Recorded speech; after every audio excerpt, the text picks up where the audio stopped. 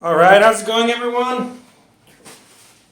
This is Jose Trujillo, once again, twice again. And today I'm going to be doing a painting with a bridge over some sort of a river and just some fun stuff. Okay, you'll see right now. I'm painting on an 11 by 14 inches canvas board and using oils, of course.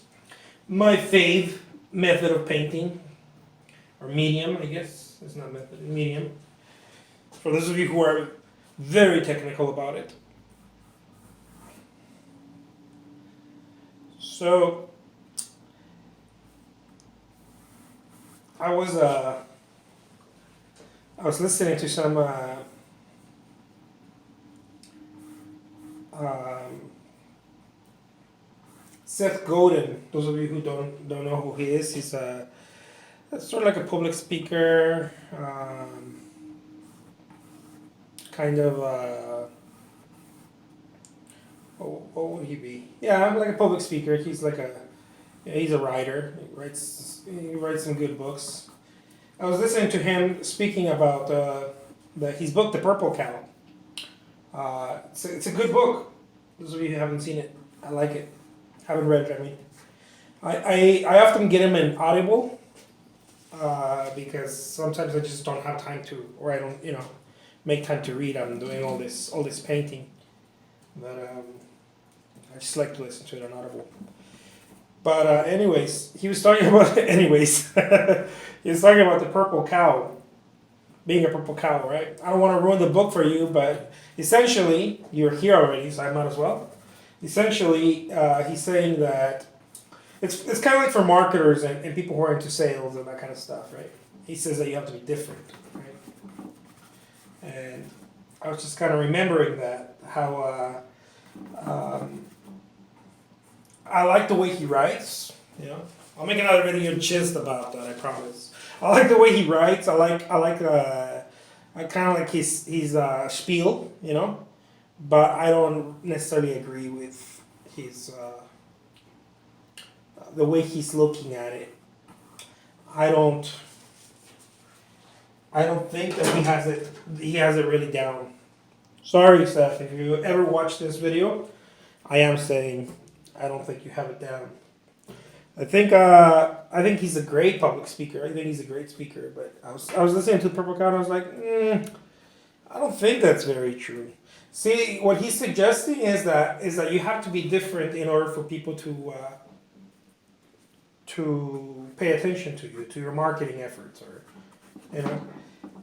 But that's what everybody's told when when you're trying to sell your artwork. Everybody sort of tells you that.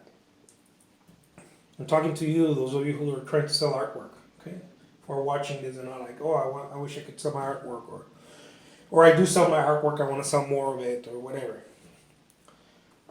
What Seth Godin suggests is what most people suggest, right? When your auntie or your cousin or your brother, your dad, whoever, tell you, hey, look, in order to be successful, you have to be different. Everybody sort of uses that's like the go-to that everyone uses. It's like the go-to thing. Hey, you gotta be different, man. um, I personally think is a trap, and motivational speakers are not necessarily entrepreneurs. Maybe they are. Maybe that's sort of what they do, but that's not really the main thing. Uh, Sorry, Seth. Again, I think it's very dangerous advice.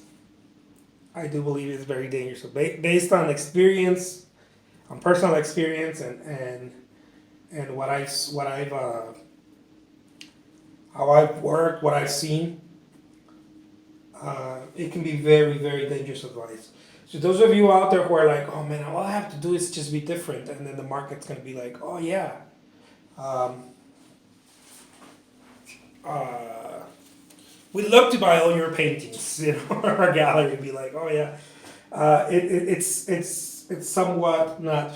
It's a lot, not somewhat, not true. You certainly have to. I mean, that's one component that's nice. You know that you're different. That's a differentiator, of course. But that's not really why. So I was just trying to do a little rant on it since my painting devil's turning to rants often. Sorry, Seth, for the third time. But yeah, artists, be careful out there. People telling you how to go about your business, or you know, one of the things that I learned as a painter with blood, sweat, and tears is do not, absolutely do not, please do this for yourself. If you are trying to become a full-time artist, create a business, run, that type of deal, do not take advice from someone who's not where you want to be. Do not. If I am not where you want to be, don't take my advice. It's just it doesn't work that way. You can only learn from from true experience. You can't learn from theory. I mean, it's so many people are trying to teach from theory, and I think I just think it's unfair. Like the whole purple cow thing. I like his books. I like the way he writes. I enjoy the writing, right? I like the theories he presents are actually very well thought of. They're well thought out. But in practical, sense, that's not really how. I don't believe. Maybe I'll change my mind later, but as of now, no. No, because that would mean that Van Gogh would have sold every single painting because he was so different. So it's just not true. It doesn't work that way. How it does work, I believe, is you find yourself working very, very hard, and do that over and over and over and over and again until you start figuring out what starts working for you. You start figuring out what connections you start meeting, what opportunities you start developing, what you start connecting the dots for you, right? Because it's not what maybe as a for example, if you're trying to license work, it's going to be if that's what you're trying to do mainly or only, it will be a completely different approach than someone who's trying to get into the galleries, into someone who's trying to be like represented in galleries. It would be a different approach. It doesn't mean it should be neglected. If you get the opportunity, take it, but it will be a completely different approach than that, or it'll be a very different approach than someone like me who paints so much. Some people don't paint as much as I do. Some people paint maybe, I don't know, one painting a month or whatever. It will be very different than me trying to share my work on eBay. It would be a completely different approach. I don't just do eBay, but I was just giving you an example. That's one of the things that I do. So I'll leave you with that, guys. I'll leave you with that. See, I try to bring double value when you check out my videos. I not only show you my approach on painting certain subjects, but I give you little pieces of nuggets as to things that have worked for me or are not working for me. And if you're like, oh man, this guy's awesome, you know, maybe I can learn something from him. Maybe I don't want to be where he's at. Maybe I do. I don't know. Maybe. I mean, why not?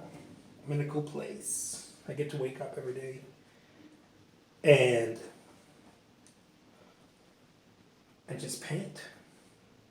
That's what I wanted to do since I was, I don't know, a little kid. Then people told me, no, you got to do something else. You can't wake up and paint. What are you talking about? You can't do that. I was like, why not, you guys? I want to do that. So I went and I got a job, regular, corporate job, different jobs. At some point, I was even a construction worker. I've done it all. Well, not all, but I've done a lot of different jobs. And then one day I was like, you know what? I'm gonna do what I said I was gonna do when I was younger, when I was a kid. I was like 5 years old when I was like, I want to paint. I didn't call it painting. I want to draw. I want to create art. And it's like Picasso said, we're all artists in one way or another. It doesn't mean everybody's gonna be a painter, because that world would not work, right? We need engineers. We need doctors. But we're all creative. One way or another, we're all artists in our own right.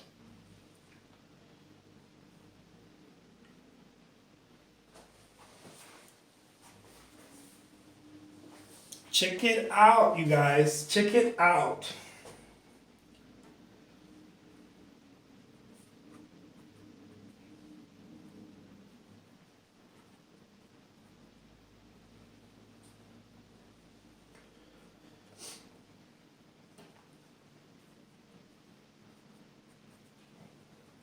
I also saw something by I've been very much getting into self-discipline. I've been very interested in that, just because if I don't, I'm gonna have it much harder. So I read this one of the quotes by one of the journal entries, I guess, by Marcus Aurelius on his book. Well, it wasn't a book, but it became a book, Meditations. I like that kind of stuff. I like philosophy. I like that type of stuff. And I like how he talked about taking yourself serious. Not serious in the sense of your ego, but honoring yourself. If you're an artist, whatever it is that you do, wake up and look at the birds. They're all functioning. They're all doing their thing. Wake up and go at it boldly. Go at it hard. Go at it. I like that. I'm a fan of the Marcus Aurelius. Big fan of that guy.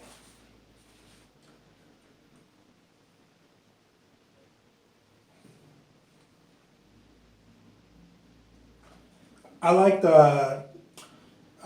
those type of philosophers. Some people call them experiential philosophy. I like that. Not philosophy that is like just theory, theoretical. Like many people are very theoretical with it, but philosophy that emanates from experience. You're talking about Marcus Aurelius. He was a doer. And doers are not thinkers. So how is it that he's a philosopher? Doers are not thinkers. You can't do and think, because it's impossible. This world needs doing. This world needs action. So how are you a thinker? See, they're not thinkers. That's why I love it. They're people that see beyond, that see far beyond. They're very in tune with life. Like, I know I'm all over the place, guys. It's still early in the morning. Like Bruce Lee would say, don't with his technique, don't think, do. For those of you who like martial arts or kung fu, I like it, but in the movies. But I know in one of his books he said one of his quotes was don't think, do, don't think, be. It's very Taoist. No? Same thing with Marcus Aurelius. I believe he had that. Don't think. They were a different type of philosopher. They were not. I think those were the original philosophers. Then other type of philosophers came by that were more like theoretical thinkers. For the fourth time, I'm sorry, Seth Godin, I'm comparing you to those philosophers who are not truly doers. I do like your writings, though. They're pretty cool. Your books. All right. There you go. There you have it. My name is Jose Trujillo, and I'll leave you with that. Don't think, do. Don't think, be. Bye-bye.